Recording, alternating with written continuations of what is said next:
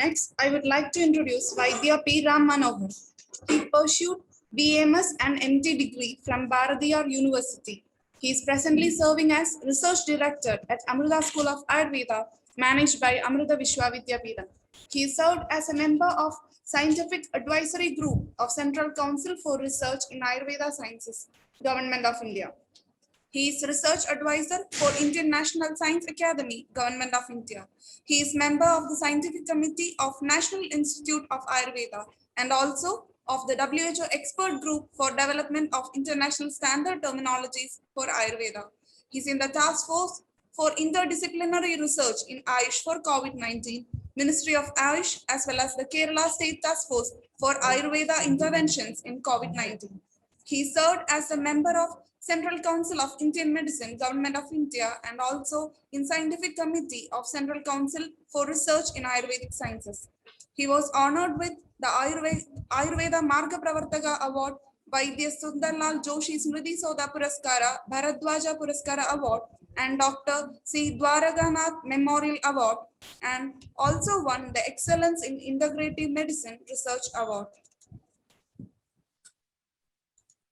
I invite Dr. Ram Manohar sir to present the topic Critical Analysis on Pathophysiology of Gastrointestinal Disorders. Sir, please. Thank you. Namaste.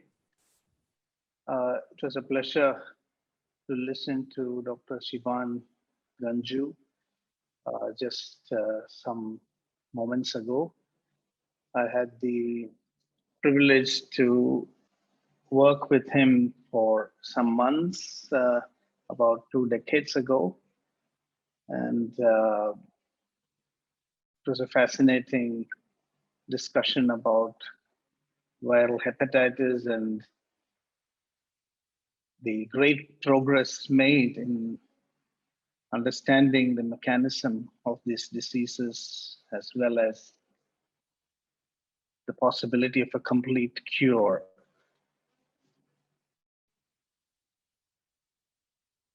So now I would like to initiate my discussion on the pathophysiology of gastrointestinal diseases. So nowadays, when we choose such topics for discussion, we face a challenge of using terminologies from modern medicine and then having to give an Ayurvedic perspective. So this idea of gastrointestinal disorders is based on modern nosological system of classifying diseases. In Ayurveda, we have our way of understanding the body and also of classifying diseases. So what I would like to do is to just give a brief overview of gastrointestinal diseases from the modern perspective as we understand it today. Of course, I'm not a specialist in this area or modern medicine, so it would be just an outline. And then based on that outline, we will try to see how Ayurveda can understand this. So there are different ways in which we can deal with this topic. If it was a purely Ayurvedic understanding of diseases of Agni or Kosha, these are some questions I would also like to ask as we move forward. How do we understand them? Should we focus on Agni or on Kosha or on both? How do we understand gastrointestinal diseases from an Ayurvedic perspective? So let me share my slides now. Are you all able to see the slides? Is it visible? Yes, sir, it's visible. So our topic is pathophysiology of gastrointestinal disorders. And the gastrointestinal tract, or called also as the GI tract, is a series of whole organs that form a long continuous passage from our mouth to our anus. And although it is in the center inside, it's in fact a passage to the external world.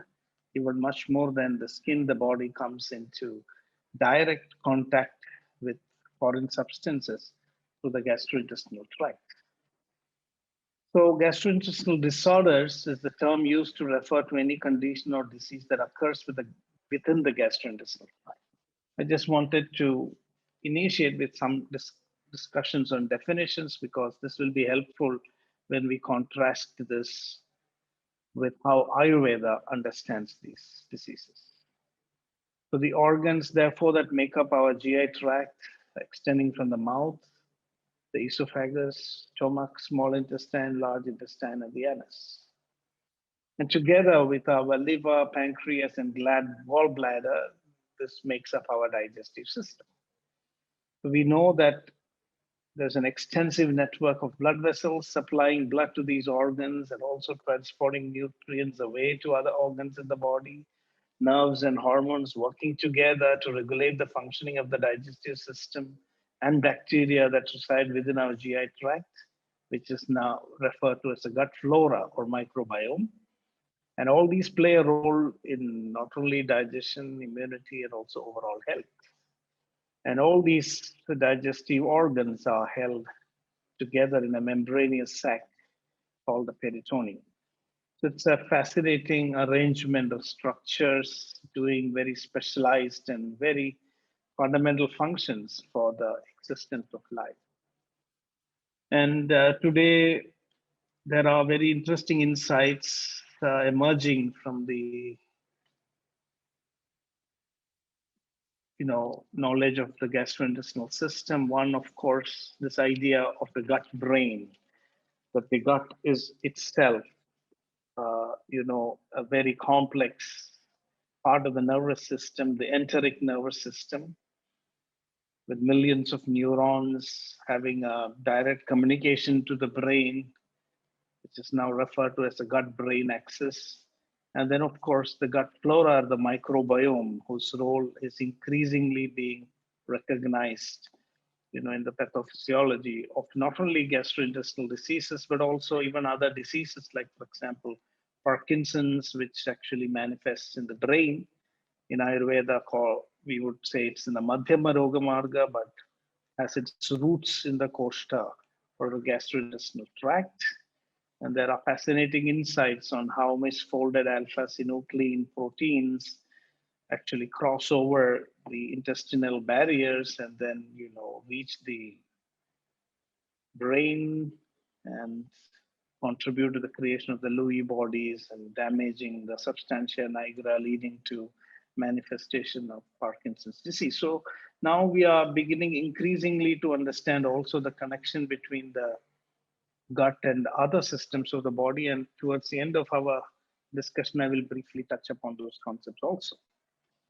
And when it comes to the microbiome, I would also like to point out, it's a passing remark, that Ayurveda was perhaps one of the earliest systems of healthcare to have hinted about the existence of microbiome through the concept of sahaja krimis, and most of them,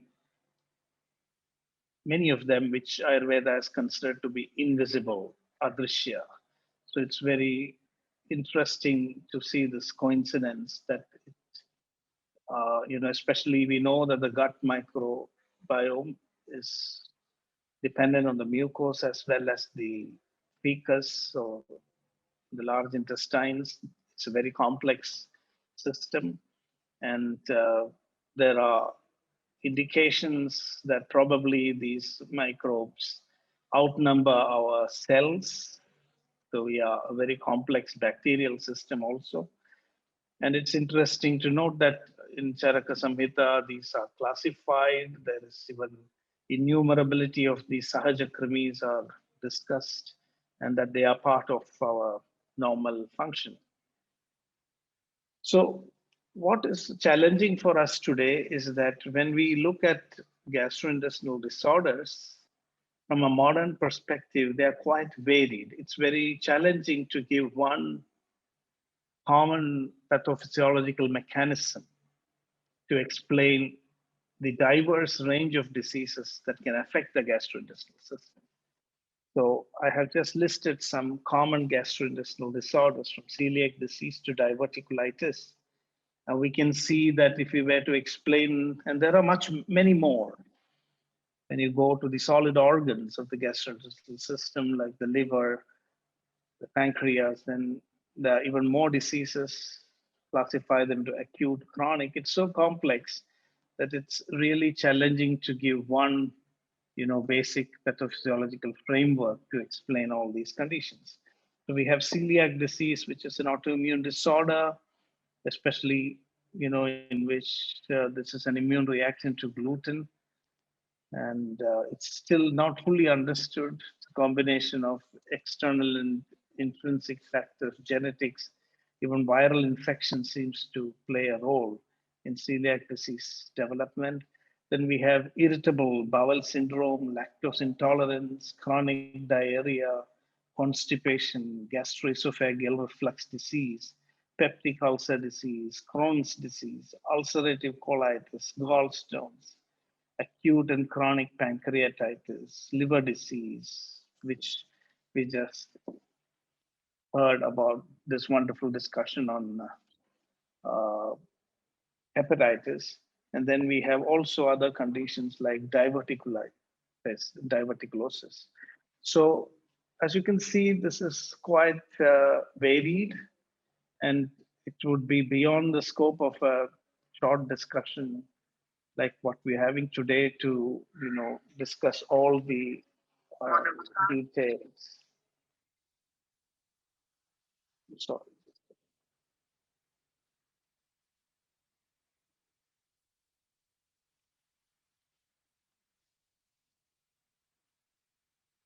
so another way to classify gastrointestinal diseases would be to look at locations. So we can talk about oral diseases which affect the starting part, esophageal diseases, gastric diseases, intestinal diseases. Then we can subclassify into small intestine, large intestine, rectum and anus, and then the accessory digestive gland diseases, hepatic, pancreatic, gallbladder, and biliary tract. So this is another way to classify gastrointestinal diseases. Now, there are many common symptoms of gastrointestinal disorders, but it's not always possible to diagnose just on the basis of symptoms. A lot of diseases can be asymptomatic, and we need to consider a lot of differential diagnosis when there are symptoms, so it's challenging. But some of the common uh, symptoms are abdominal discomfort, which indicate that there is a gastrointestinal disease, bloating, pain, or cramps. I'm just mentioning this because in Ayurveda, we do give a lot of importance to very detailed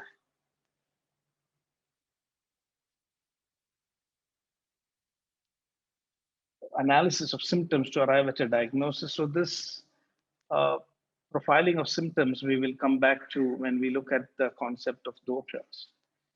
So unintentional weight loss, vomiting and nausea, acid reflux, heartburn, diarrhea, constipation, or sometimes both, fecal incontinence, fatigue, loss of appetite, difficulty swallowing. So what I want to point out here is from a modern perspective, none of these symptoms by themselves can give us a definite diagnosis.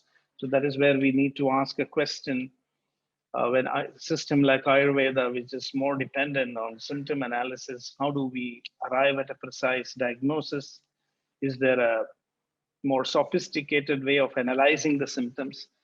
Because from a modern perspective, these symptom presentations would signal some abnormality, and a lot of investigations, sometimes even invasive, would be done to arrive at a very specific diagnosis.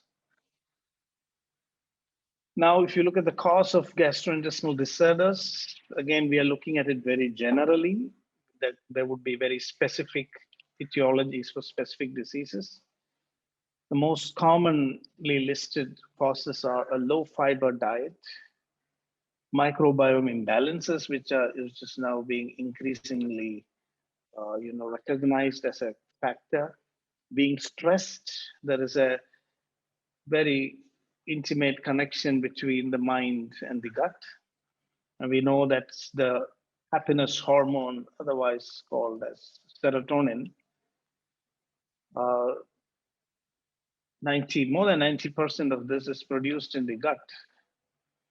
So there is a bidirectional influence between the gut and the mind.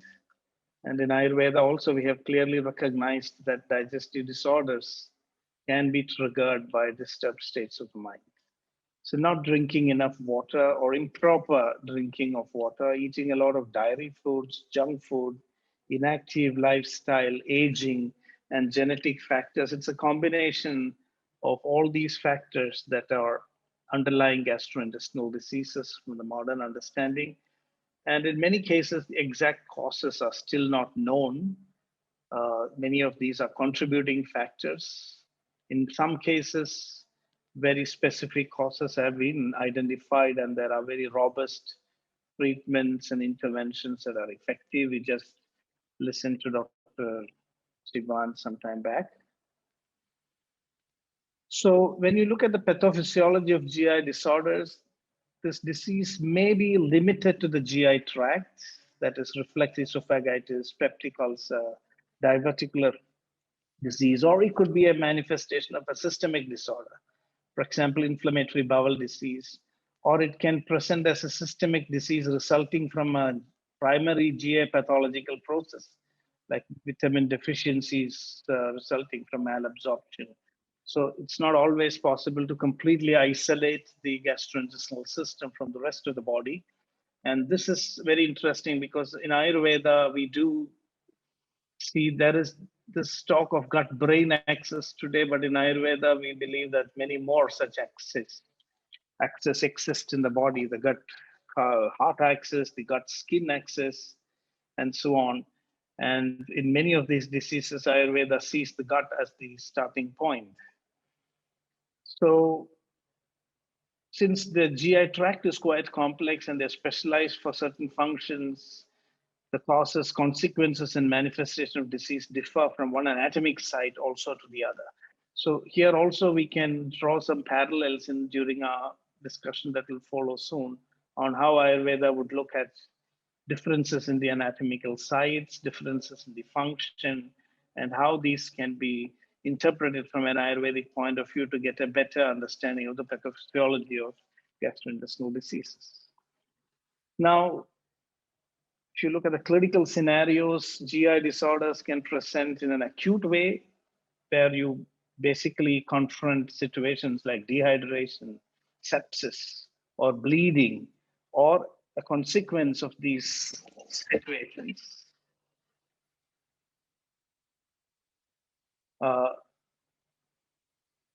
Such as shock.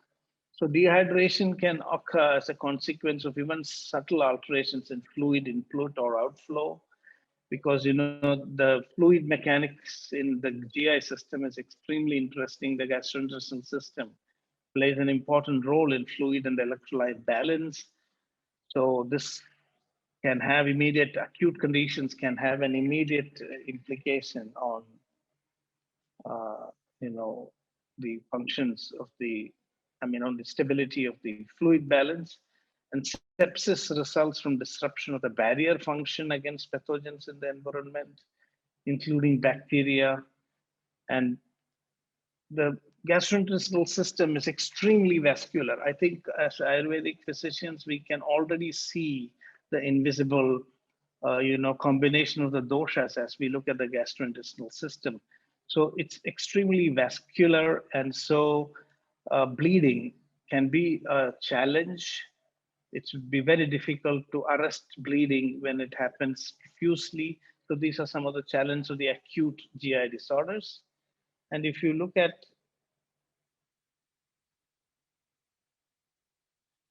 chronic diseases, then you are confronted with a slightly different scenario. These are mostly complicated by malnutrition, deficiency states, because many of these chronic GI diseases result in malabsorption.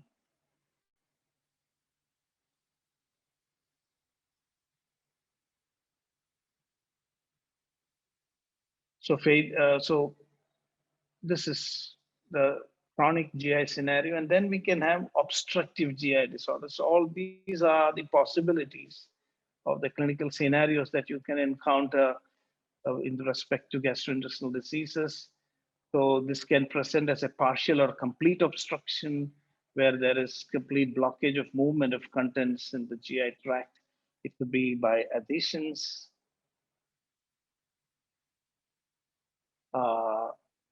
stenosis, and responses to inflammation. Obstruction signs can range from nausea, abdominal pain, anorexia, to projectile vomiting and rebound tenderness.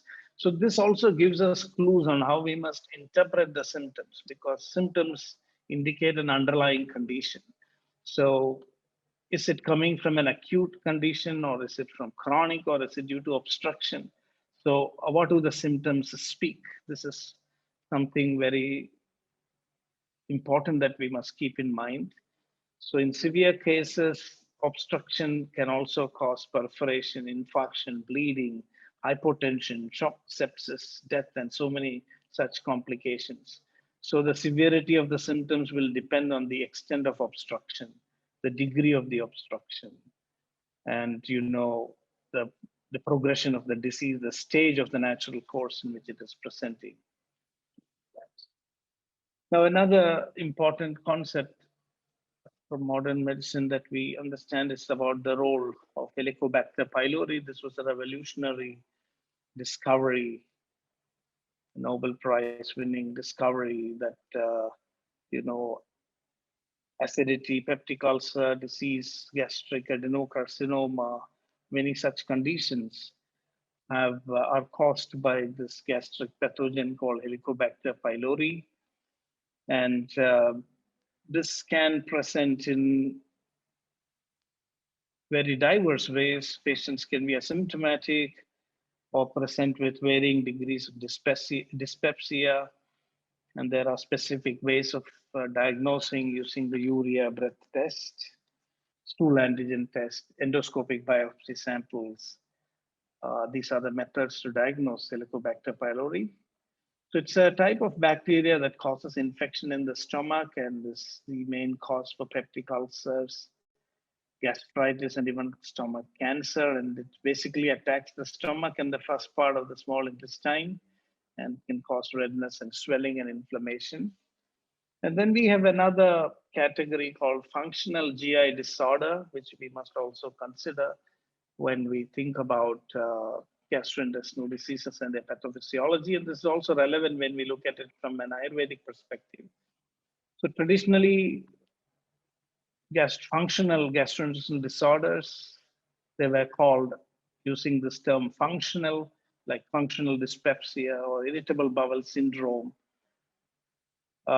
which have been used to describe diseases that present more with symptoms rather than well identifiable structural or biochemical abnormalities. So, however, this concept is now increasingly being considered as outdated, and with more advanced testing methods, the opinion is that we can really identify structural or biochemical abnormalities that can explain the cause behind the symptoms. Another interesting aspect of the similarly caused FGID or functional GI disorders are the highly prevalent psychiatric comorbidities. And the symptoms are more related to vata from an Ayurvedic point of view. And perhaps that is why the structural elements are not so easily recognizable, and the mind is also involved.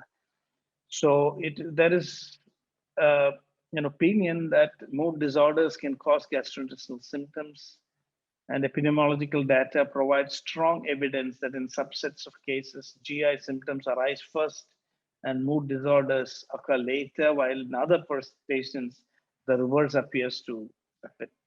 And today, there is more knowledge about how gut-brain dysfunction, what are the mechanisms behind this gut-brain dysfunction, and also how systemic inflammation could be a cause factor, at least in some subjects. So this is the understanding.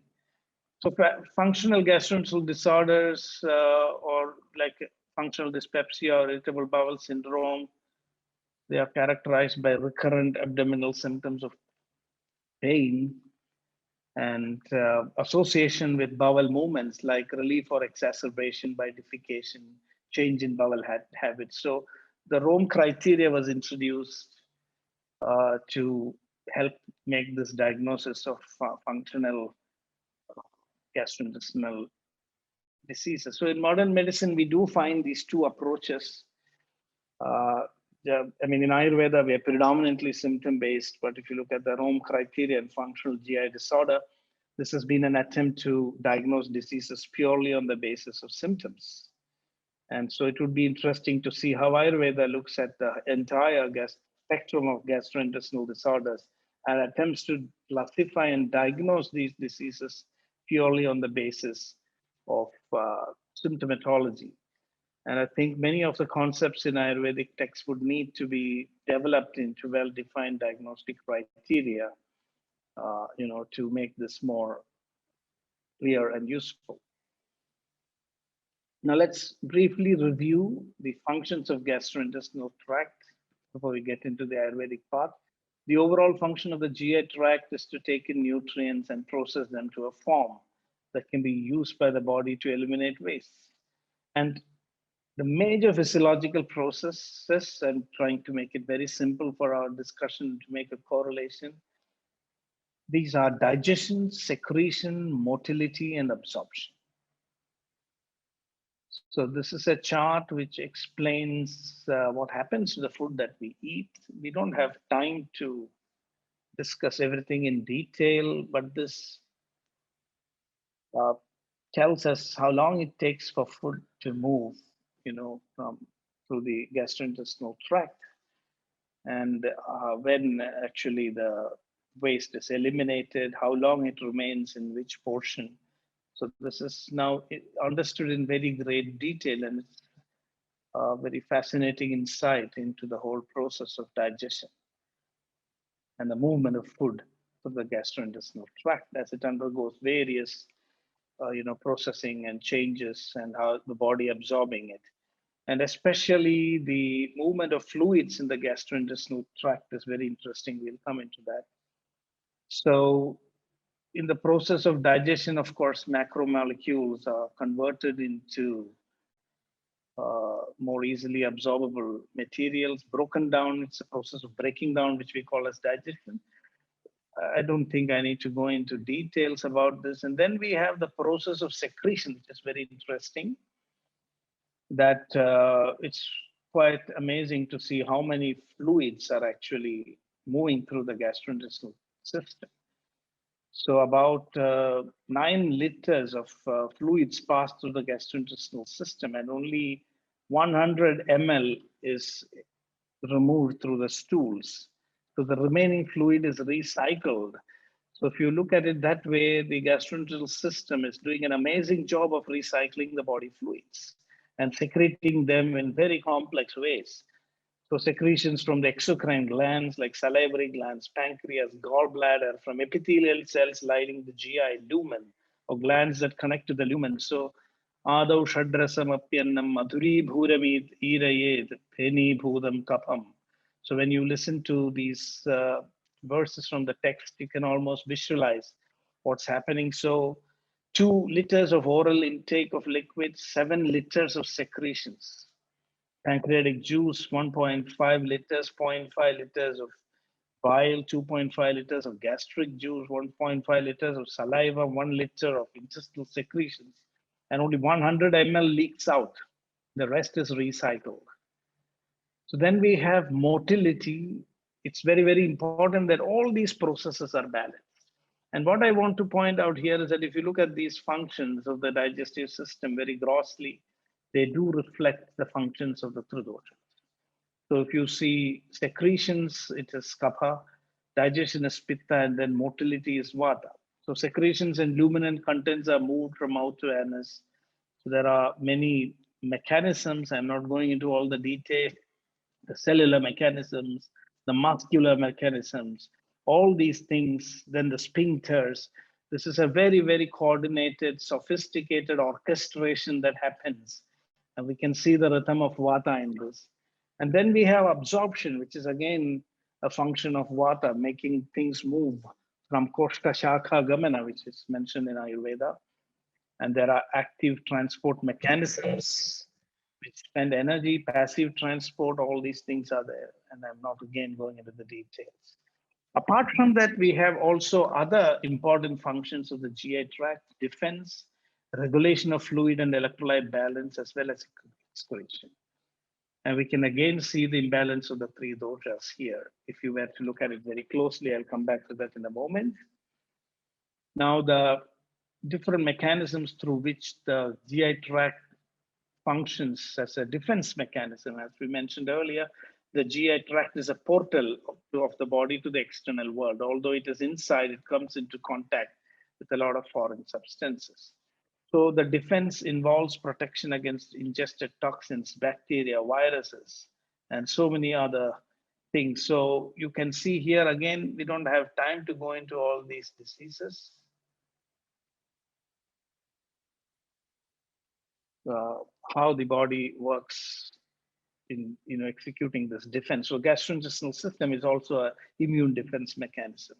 And then we have regulation of fluid and electrolyte balance. And we can imagine how important it is, 8 to 9 liters of fluid with electrolytes per day, and it's 1 liter electrolytes and fluids. Most of this is reabsorbed. So the secretion and absorption has to be balanced. It is almost like a vata kapha balance that is needed for the koshta to function normally. And this we can see in our classification of the koshta also. When we talk about a koshta being krura, madhya, or mrudu, from modern terms, we can explain it in terms of the balance between secretion, absorption, and motility. So this idea of the gross functions of the digestive system is very helpful for us to draw correlations.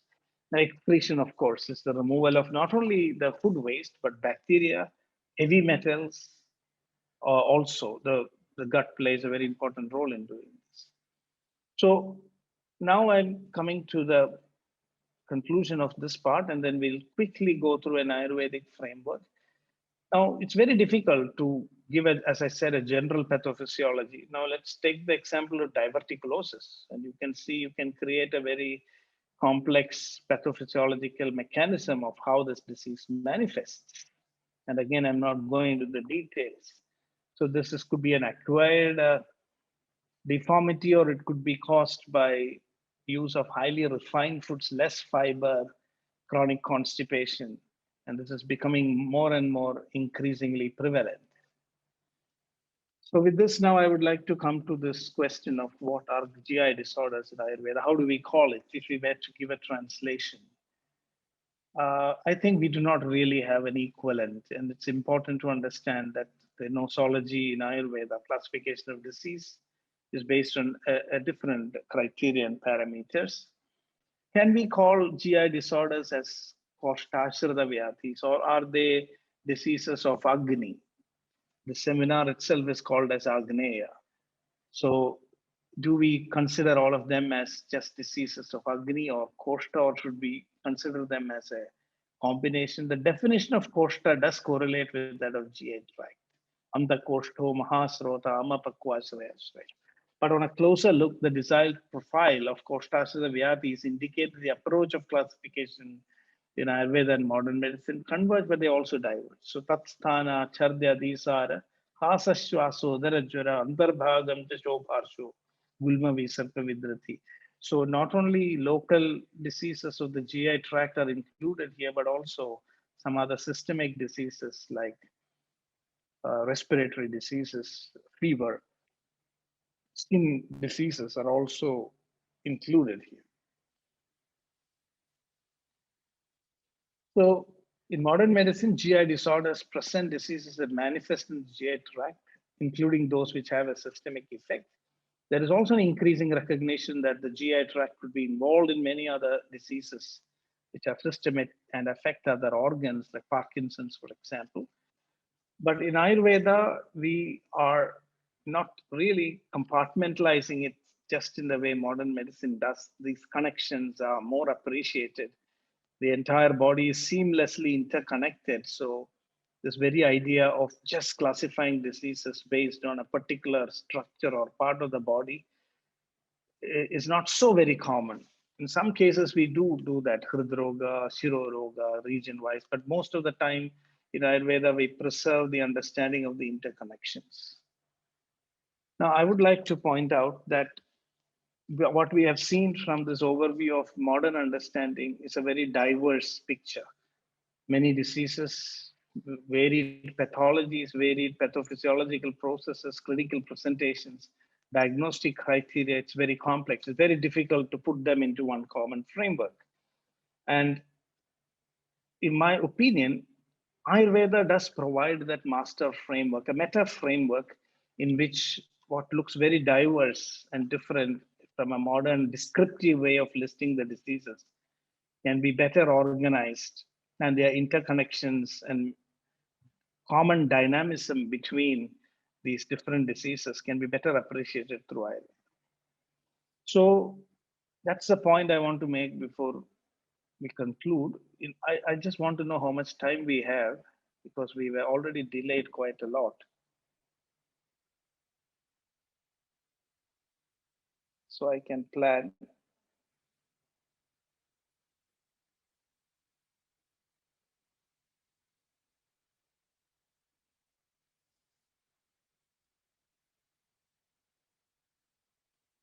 Hello, am I audible?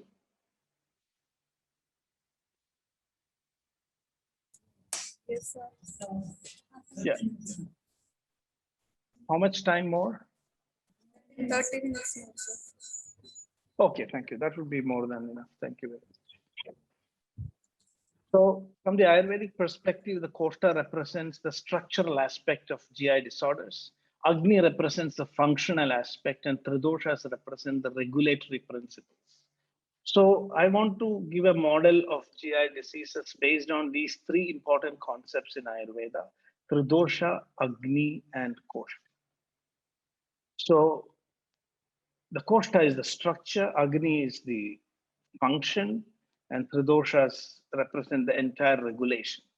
And when we very subtly analyze using the Ayurvedic framework, the complex relationships between these three factors, I think we can get a common framework to understand the pathophysiology of GI disorder. So this is what in the next some minutes I would like to discuss. So if you look at the Tridoshas, they are actually representing self-regulation of the body. I don't want to talk about tridoshas as humors or some specific chemicals. There's so many ways. It's such a complex, unifying concept in Ayurveda that it's very difficult to give it very specific equivalents. So it's self-regulation. So self-regulation of the body, self-regulation of digestion, self-regulation of the gastrointestinal tract. And if from this way, if you look at it, kapha represents, if you look at the functions of the gastrointestinal system, all the secretory functions of the digestive system can be related to kapha, digestion to pitta, and motility and absorption to vata.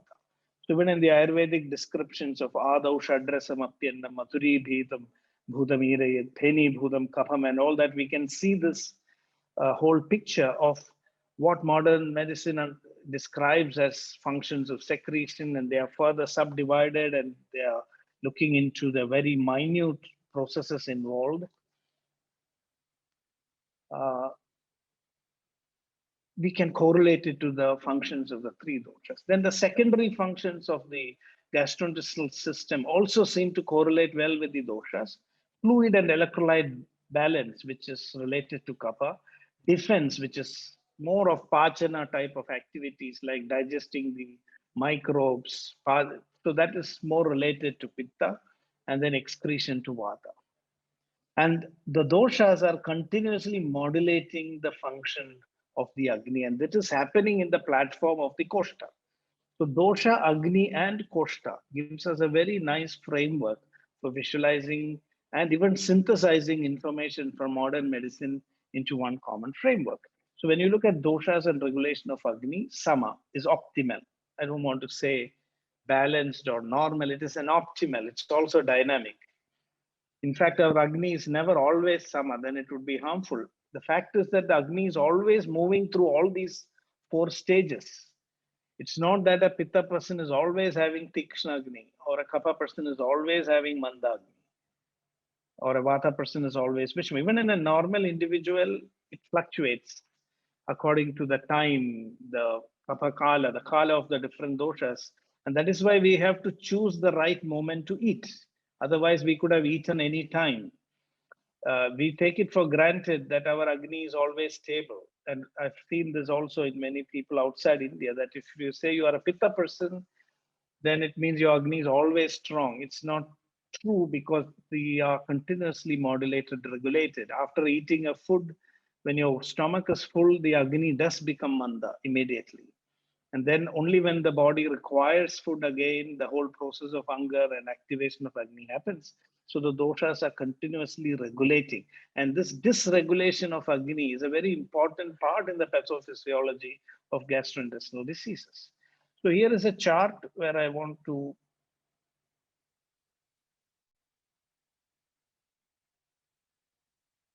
yeah, that's a good question. Why vata is not responsible for secretion?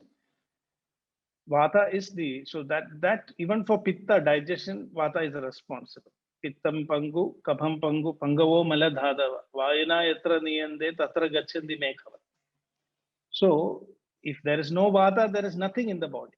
So vata is understood to be behind every activity. So that is the reason, because the effect is that of kapha. When these secretions which are produced brings the effect, it's a combination of pitta as well as kapha. Vata is the controlling regulator.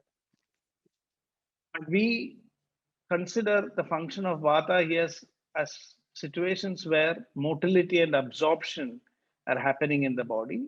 So everything in that way, vayus tantra yantra dhara, savartagas cheshtanam uchavajanam. So we have to understand that it's a very good question, but I think that is the answer I would like to give, because by itself, kapha or pitta cannot move. So even when there is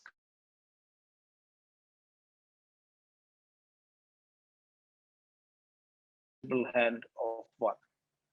So secretion, digestion, and this is also mentioned in Madhuri Bhudam Irayed Heni Bhudam Kapham. So in the first stage of digestion, which is more secretory phase. So the first phase of digestion is secretory, and Ayurveda also clearly correlates that it is a kapha dominant state. The second phase of secretion is digestive, and there Ayurveda says it is pitta dominant. And the third stage is motility and absorption, where the food moves out, separating the essence, which is absorbed inside, and moving the waste, which is removed outside. Then the additional functions also, we can see the Tridosha concepts.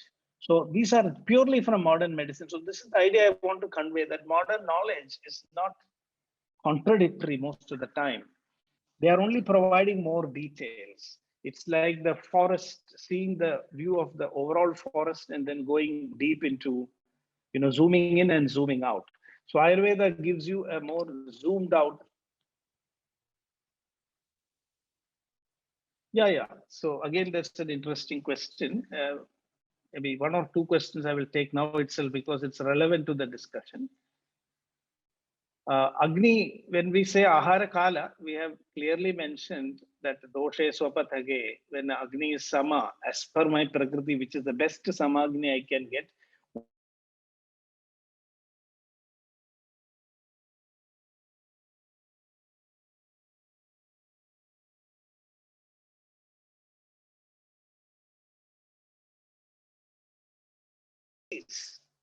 If Agni was always strong.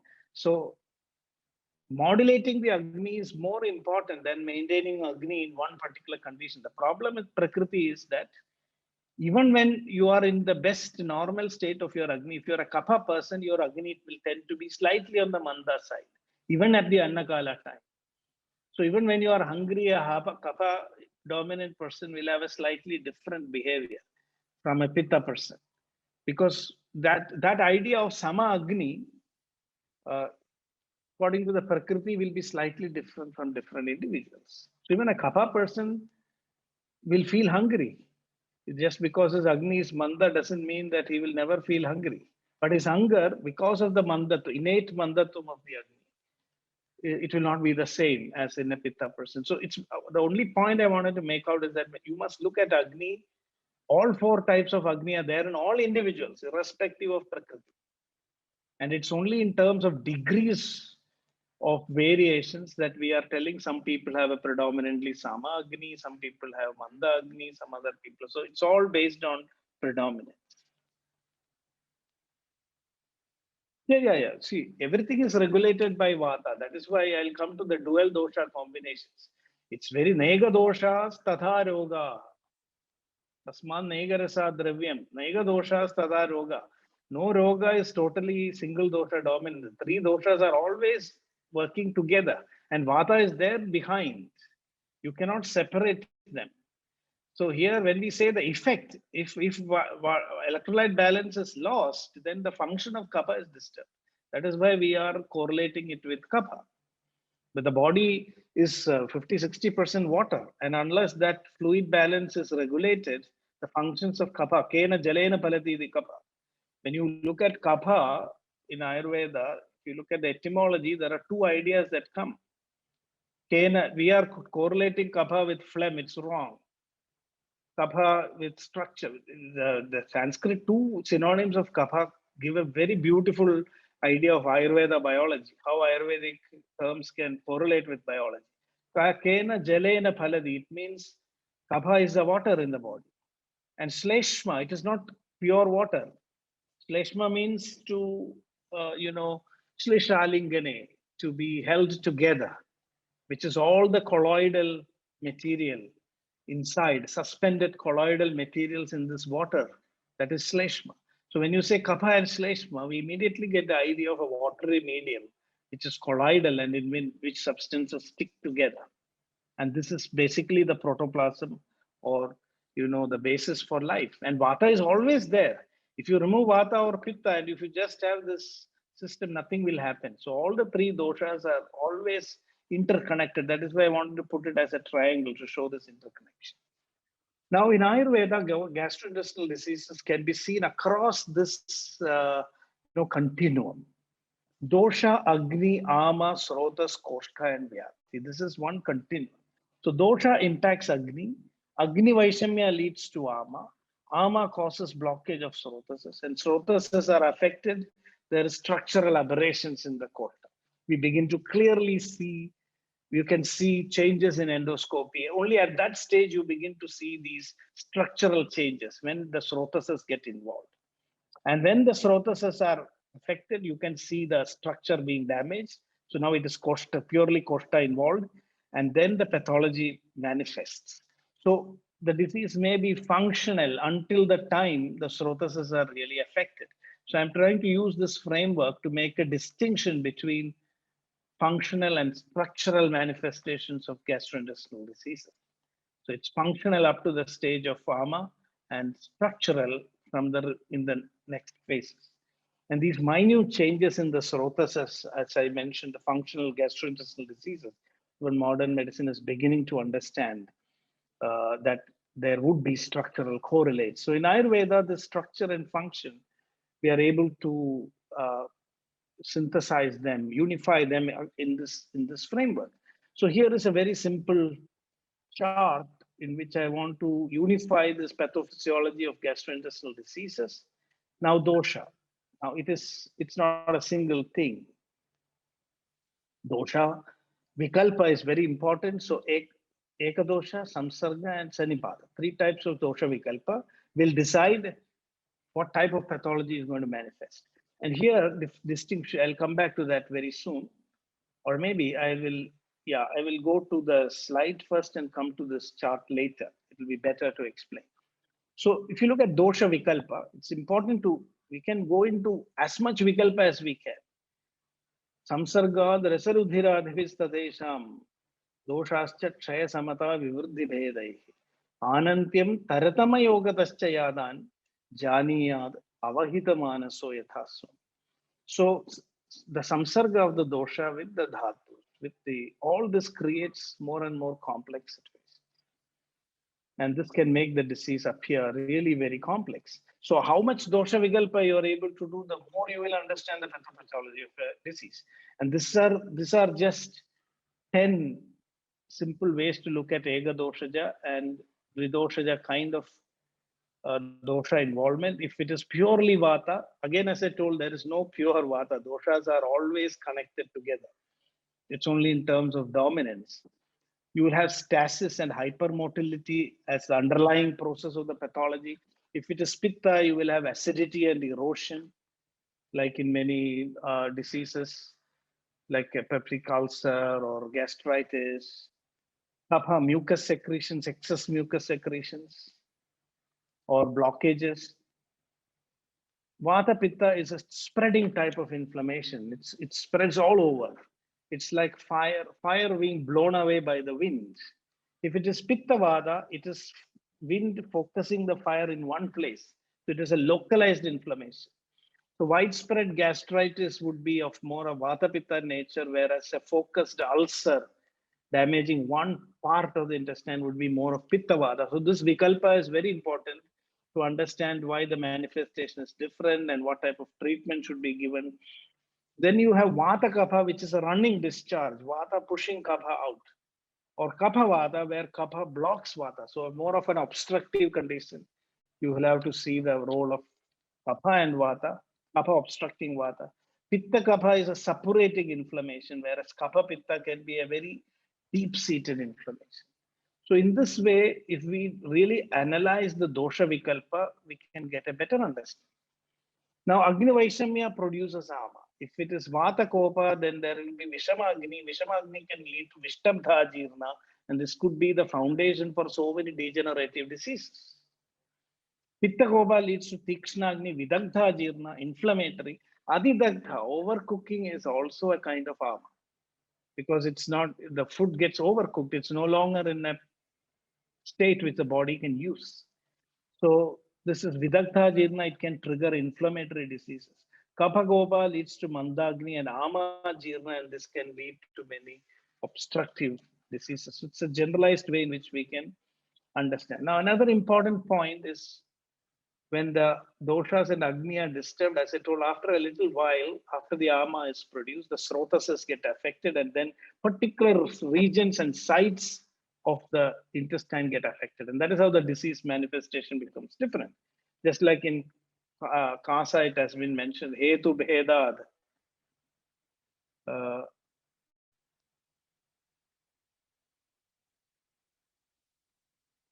Yadruja Shaibda Vaishamyam Kasanam Hetu Bhedat Pradighada Bhedo Vayo Sarabhasa.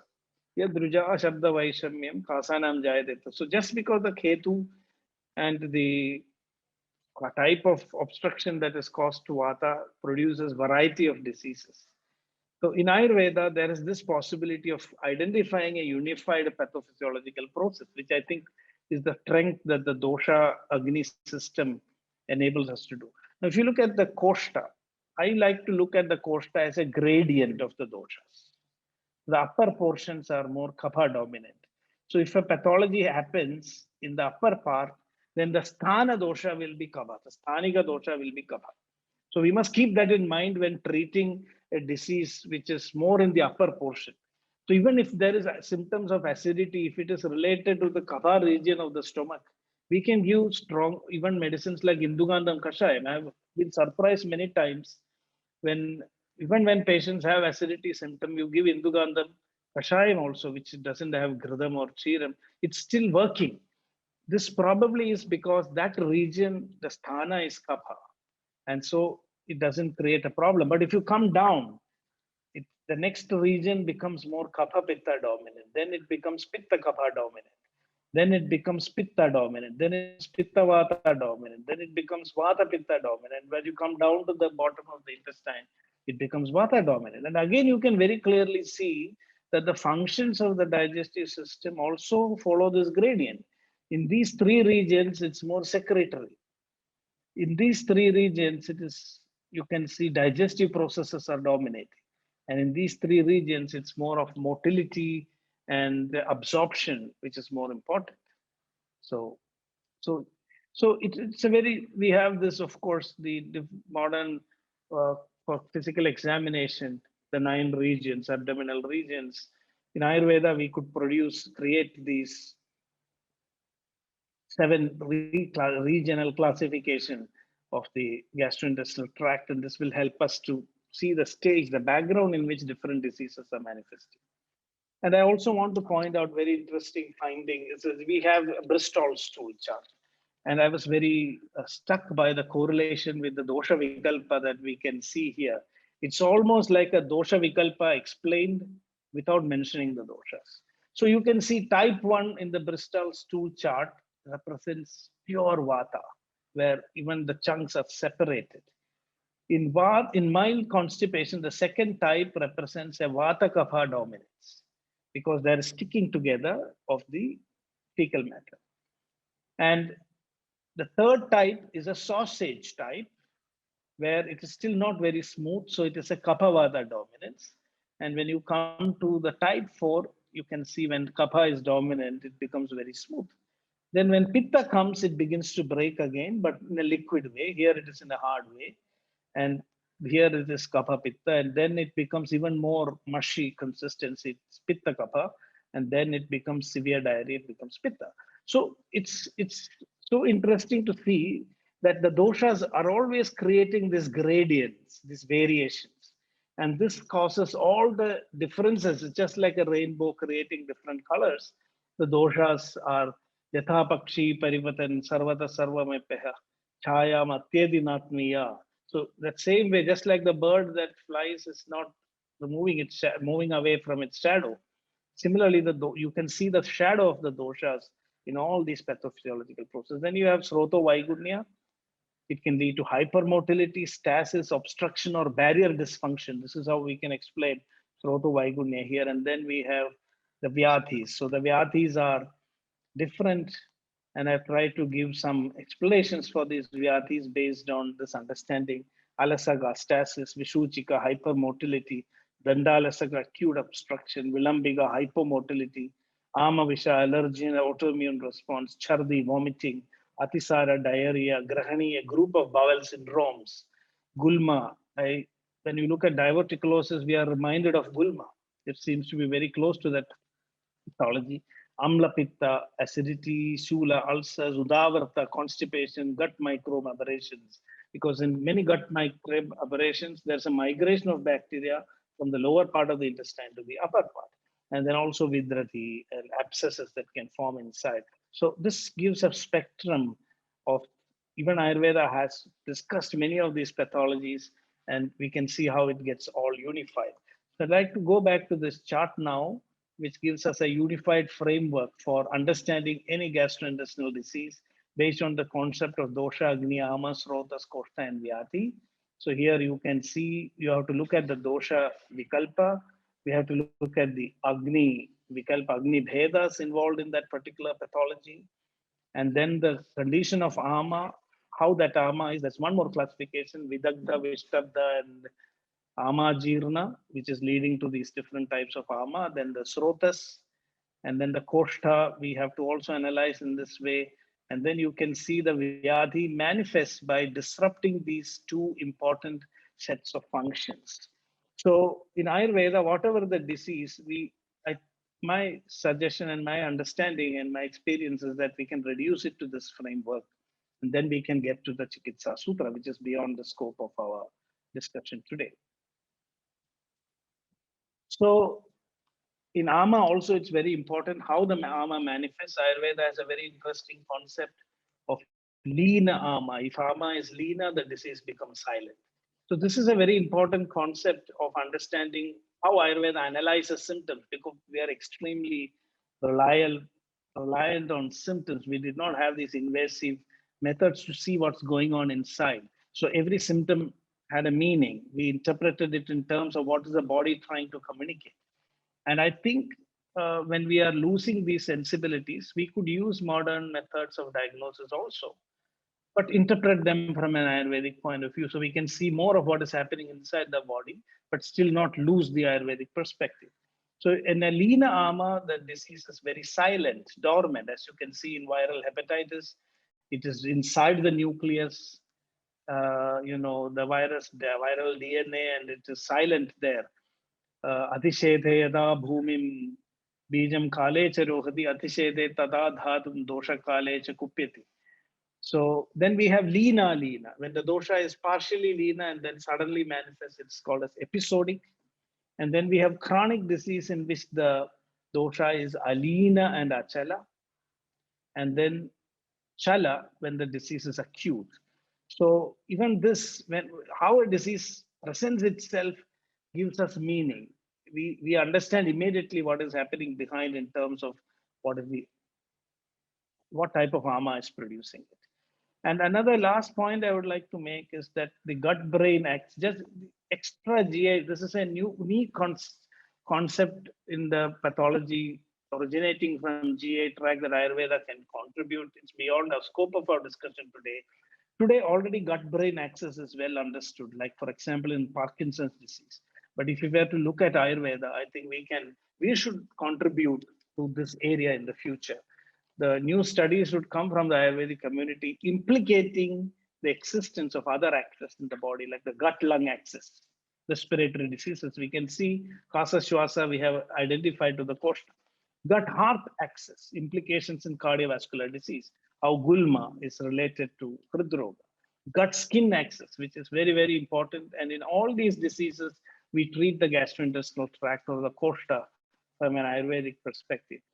So to conclude, gastrointestinal disorders represent a group of disease of varied etiology, pathophysiology, symptoms, and clinical course. If you look at it from the modern point of view, they all look so very different.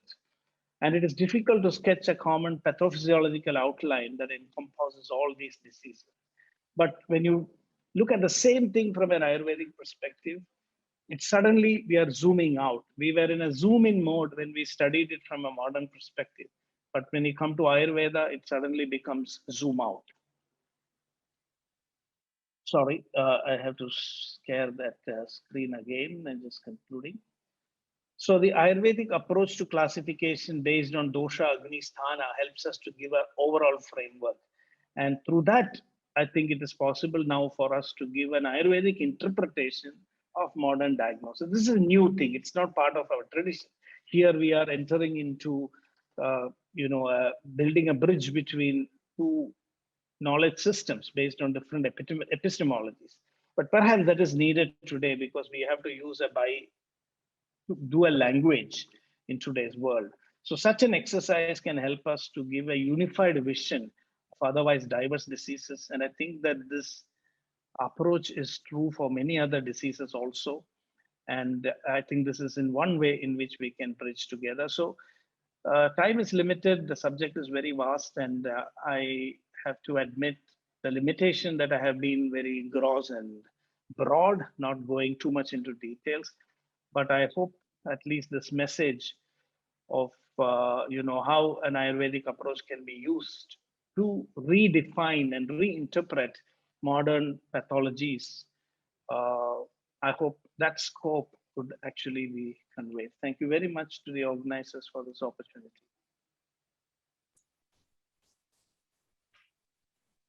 Thank you, sir. Thank you, sir, for your valuable insights. Now the session is open for discussion.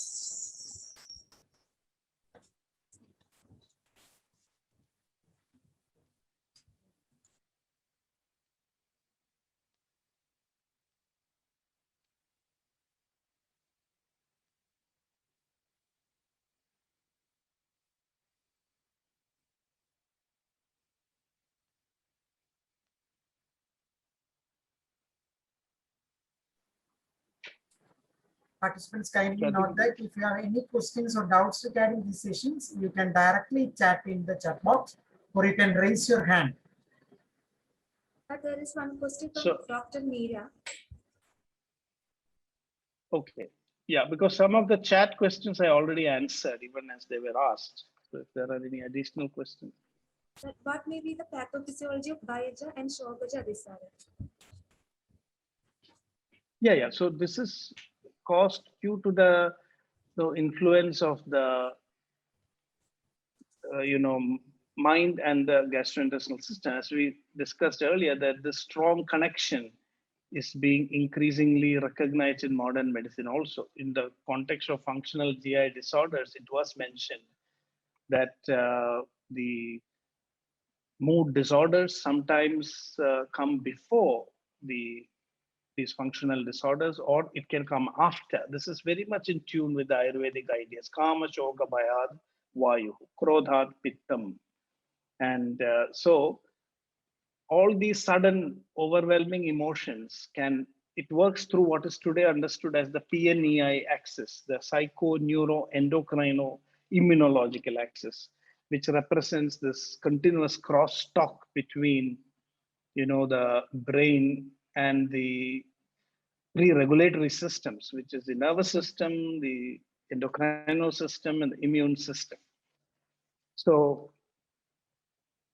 anything that happens at the level of the mind, it is translated through the neurological, then the endocrine system. So the motility of the intestine, the secretions of the intestine, all these things are affected when an emotion is involved. So this is it is from an Ayurvedic point of view, it is Vata Kopa. And for us in Vata Kopa, because of this direct connection between the gut and the brain, the impact can immediately happen on the gut. And this is why a lot of these diseases are called as functional also, because I think if you look at the doshas, diseases in which more kapha is more involved, the koshta is more involved, we can see more structural problems. But as we move from the kapha to pitta to vata, it becomes more functional. Because kapha represents what is tangible, pitta represents what is partially tangible, and vata that which is intangible. In Ayurveda, all these things are accepted. So the pathophysiology is explained in the framework of the three doshas. And it's interesting that modern science is also understanding this through this PNEI axis and the gut-brain axis. Yes, in Apana Vata,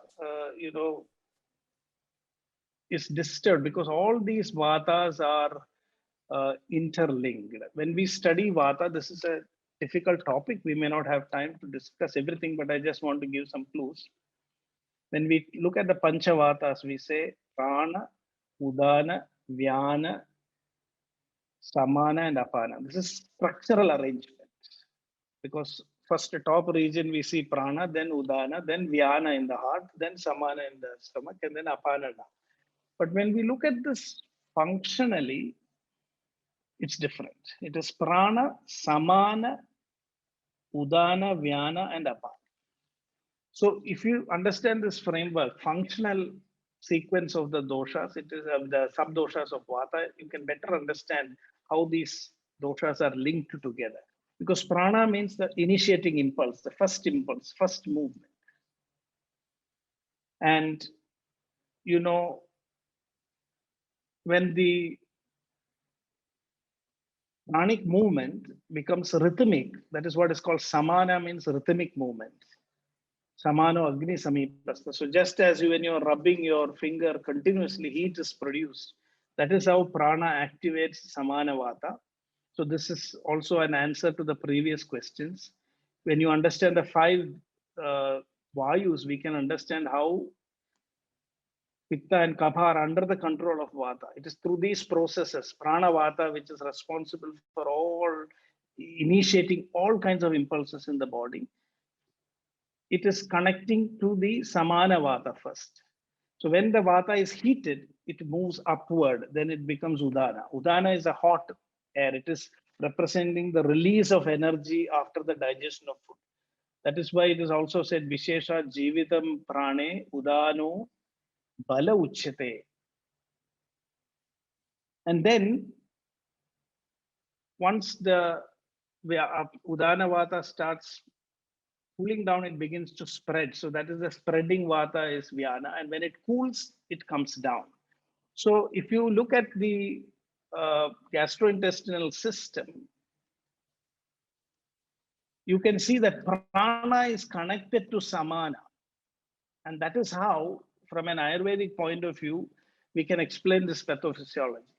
Because the prana, that this is in Sarngadara Samhita, it is said, Nabhista prana pavana, Sprishtva hritkamalandanam, Kandhat bahirviniryadi, Padum Vishnu padamradam, Pitva chambara piyusham, Punarayadi vegada, Prinayan deham akhilam, Jivayan jatara analam, So this is the reference where clearly it is mentioned that prana is coming to the Nabi and then activating samana, and that is how jiva in jadhara analam. So prana is continuously activating the jadhara agni. So there is a prana samana connection. This is the Ayurvedic understanding of the gut brain axis.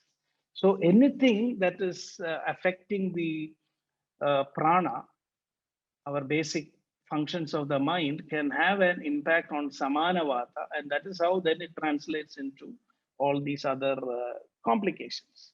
Now, what is very important and interesting here is that udana is the next function, and udana is also in the chest region responsible for breathing. Breathing is again another activity which indicates the strong functioning of Agni. Udana and Agni are very related. That is why in Kasa Roga, when there is Udana Bhava Mapanna, when more of Udana function is happening, metabolism becomes more activated, more of wasting happens. That is why Kasa itself can cause Chaya. This is mainly because of Udana. And this Udana Bhavam, it's very important because Apana is the net result. Unless the Udana Vata is cooled down and comes, the apana function will not get affected. So apana in that way is dependent. So just to urdhva bhavatvam of udana vata is enough to cause dysfunctions of apana vata, which is what we are seeing in diseases like Parkinson's disease. This disturbance in the connection between prana, samana, udana, vyana, and apana is what you can see in functional gastrointestinal diseases also. Sometimes apana is released, sometimes it is not. So you can also see in functional gastrointestinal diseases, these shifting. Sometimes there's constipation, sometimes there is loose bowels. So this is very functional because at this stage, the Panchavayus are actually involved. In my opinion, the whole Panchavayus are affected in functional gastrointestinal disorders. They are not purely gastrointestinal, they are also systemic. And in the gastrointestinal system is really very, very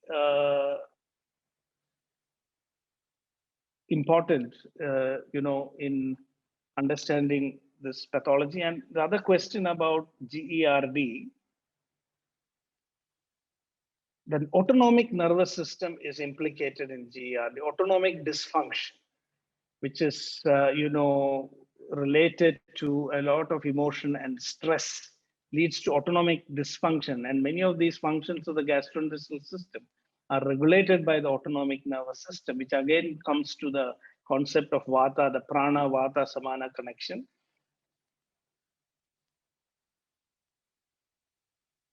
Yes, so I think that was my answer.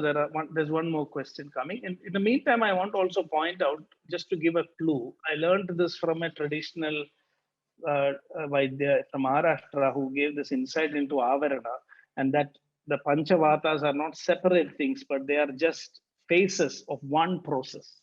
It's one Vata cycle. Prana, after that, spending time with this Vaidya, I changed my interpretation of these 5 doshas. Prana as the initiating impulse and apana as the terminating impulse. So it is one impulse which, the pranic impulse, you can make a graph. The pranic impulse becoming rhythmic, then going up like a wave as udana, then flattening out as vyana, and then coming down, ending that, coming to the baseline as apana. So it's one cycle of vata. So it is these functions of the 5 vatas that we are measuring through EEG, through ECG.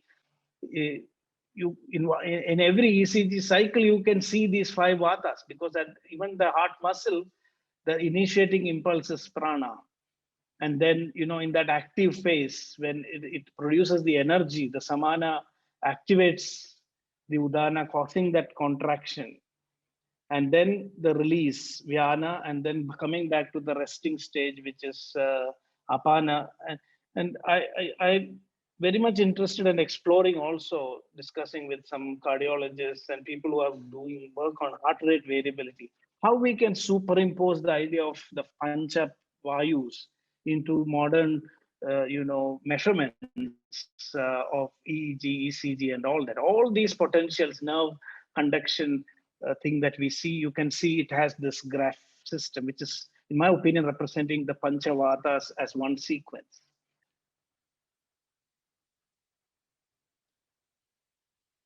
Okay, there are two more questions. I will come back to that. The last point before I go to these questions is, one is that one example, which very, very evident. Other things you please think about yourself. Prana vrde samane syu jada gadgada mukata. So two references I'm trying to give today to drive home the point that the Panchavayus are creating one sequence rather than they being independent independent 5 entities. They are part of one pulse wave. We are just dividing one wave of movement into 5 segments. One is that prana pavana, nabhista prana pavana, jadharanalam jivayati. So prana being connected to samana is understood there. Prana avrade samane, when prana causes avarana of samana, you can see the symptoms are jada gadgata mukataha. And these are neither the functions of prana nor samana, but they are the functions of udana. Vak pravritti prayatnorja balavarnas pratikriyaha. You can see this also in kapha dominant symptoms. Kapha chardi agni guruta and vak sanga. This is mentioned in Matra Shidiyam. Stivana, Vaksanga and Stivana, which we see very clearly in Parkinson's disease. So this avarana of samana vata causes problems of udana. So which means that that cycle is broken. The samana vata is not able to activate udana. Anyway, so that's just a clue. And in Parkinson's also we see this avarana of samana vata leading to udana dysfunction. They are getting shwasa problems. They are also getting smriti is affected, vak pravrti is affected, energy is lost, which are all the functions of udana. So please think over this in more detail. For me, it's still a work in progress. I'm closely correlating.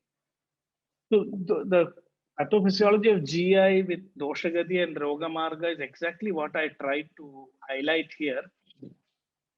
The Doshagatis that we see in the GI tract are, through the phases of secretion, digestion, and motility and absorption, the 3 doshas dominating at different stages.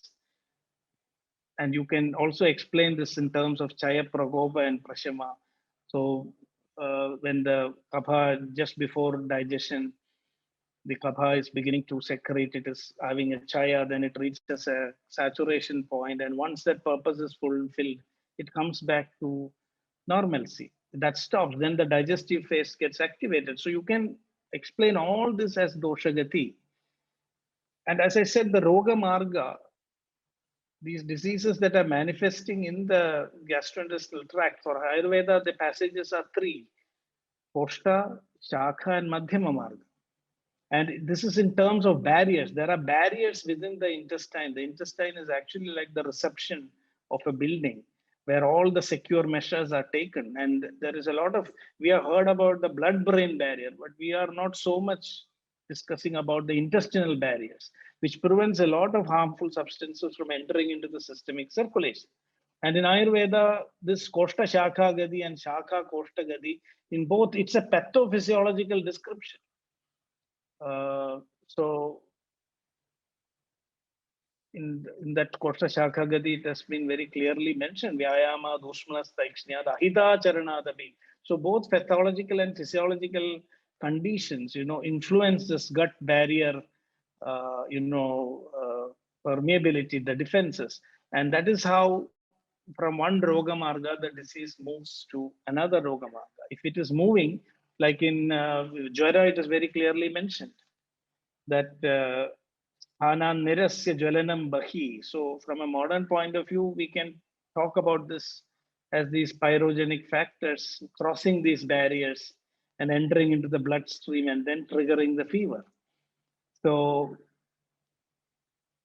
as it moves even further, if you look at the whole Parkinson's disease, you can see how this happens across these 3 Roga Margas.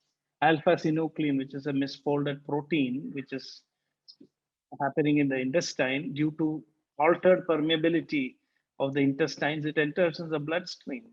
It is even crossing the blood-brain barrier and then reaching the Lewy, creating these Lewy bodies and damaging the substantia nigra. So you can see this movement it taking place across the Rogamargas, from the Koshta to the Shakha to the Madhyama Rogamarga. So modern medicine does give us a lot of more details of what is happening, whereas the Ayurvedic outline seems to be very comprehensive. No, Shashti Upakrama is basically mentioned for diseases that are, caused from outside. So because you can see it and visualize internal things, I think we should bring into the concept of Shobha. That is Nija, Agandu, Shobha, Abhyandara and Bahya.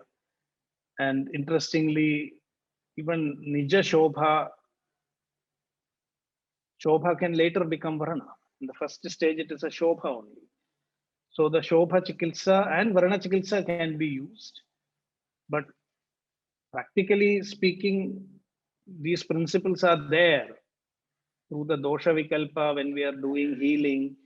According to Sushruta, all diseases are like Varna. That is why Varno Gatra Vichurnane. Varna Prashna Madhyayam in Sushruta Samhita is about looking at the entire concept as a Varna. And we are doing this in many internal diseases, cancer, so many such problems. We are approaching it. When you're looking at it from a surgeon's point of view, you are seeing the whole thing as Varna. When you're looking at it from Kayachikitsa point of view, you're looking at it as Shobha. So it all depends on how you look at it. So actually,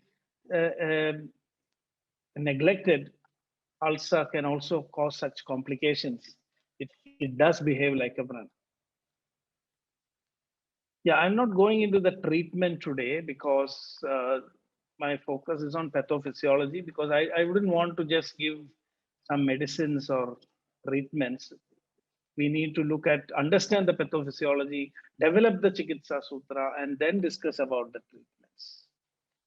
Yeah, ulcerative colitis is difficult, but I have treated a few cases and we are able to maintain them. Especially it is a challenge because it can later lead to cancerous conditions. So it has to be very carefully watched. I cannot claim that been able to cure patients with Ayurvedic treatment, but they are well maintained and many of them are following up with modern gastroenterologists and they have not seen any alarming signs of progress where more drastic interventions should be made. So I think I have answered all the questions that came up in the chat box. Thank you, sir. Now let me invite Dr. P. Gauri Shankar, HOD and Professor, Department of Kayachikitsa, Vaidyaratnam Ayurveda College, to express his gratitude. So, thank you so much, Dr. Ram Manohar. We have discussed so many things about pathophysiology and especially with Ayurvedic view on these GI tract disorders. So we are so happy to be with you, and you have discussed everything, almost all the aspects, all the angles of Ayurvedic view. But anyway, still there are so many explanations, so many experiences are there, but due to though we have taken around 1 hour 30 minutes we took for this class. Anyway, thank you so much. And one point I want to make is about this Vayu, 5 types of Vayu. That is Prana, Apana, Vyana, Udana, Samana. All the words are ending with Na. Na there means the Dhatu says is Nayadi. So Prakarshena Nayadi iti Pranaha. Though because of Ra is there after Pa, the word Na has transferred into Na. That's why it is Prana. So Apana, all the other words are ending with Na only. So it is Nayadi. It is doing something, going out or taking the whole process of our body movements. That may be the meaning. Of course, Dr. Ram Manohar will be thinking of in this point, it seems. Anyway, thank you so much. Thank you, those who are hearing for this program. We will be starting with our next program. So, thank you so much.